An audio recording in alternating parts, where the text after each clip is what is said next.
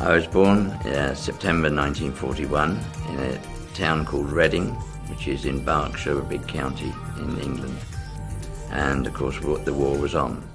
My mother was an ARP warden, which is an air raid patrol warden, so she used to go out fire watching.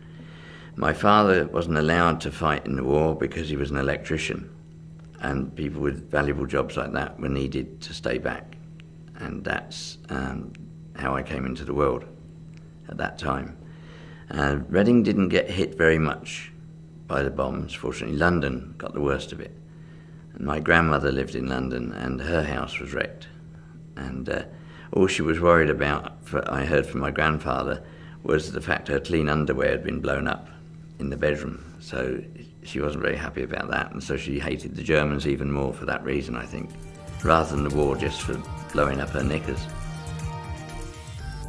I just remember that there were a lot of new places and a lot of wrecked places, but I couldn't at that point put it all together as to why some were falling down and the others were okay. It was only as I grew older I was more aware of what had caused it and how it had happened. And so then, of course, my childhood started like anyone else's. At that point, everything was okay.